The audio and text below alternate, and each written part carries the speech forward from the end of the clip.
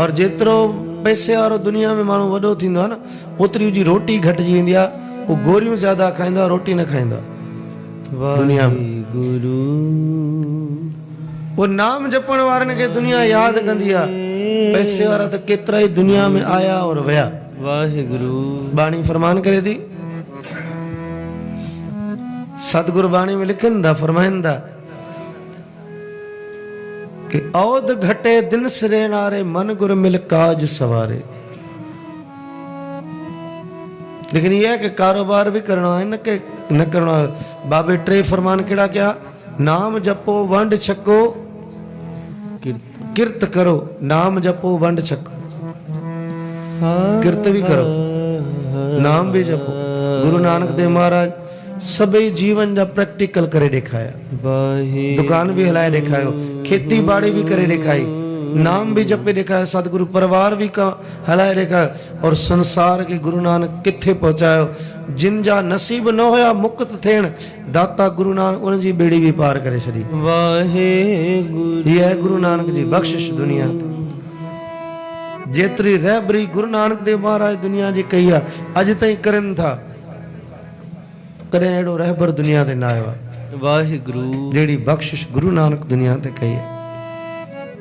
सो गुर का बचन बसे जी नाले मां वेनती कयां थो तव्हांखे, कोशिश कयो संगत जोड़न जी। जे अचो था, जी पाण ॾिसंदा पंहिंजे मुल्क में केतिरा ई दफ़ा पाण सां घुमंदे थियो हूंदो, ॿिए धर्म वारा पाण खे दावत ॾींदा आहिनि। हा, पंहिंजे धर्म जी ॿिया धर्म वारा दावत ॾींदा आहिनि, भई तूं असांजे धर्म में अच। असीं चवंदा आहियूं बाबा असांजो पंहिंजो धर्म आहे। चई भले तव्हां ना अचो, असांजो फर्ज़ आहे। असीं चयोसीं असांजे लाइ जेको आहे हाणे जन्नत पक्की आहे, सिर्फ़ु दावत ॾियण ते। या मवाली खे बि सिगरेट जी सलाह हणंदो आहे, दारू जी सलाह हणंदो आहे।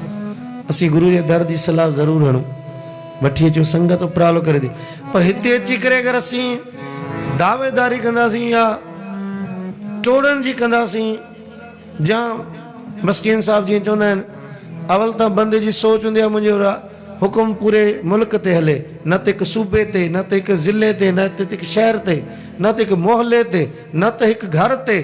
जे घर ते न हले त घर वारी ज़रूरु मने।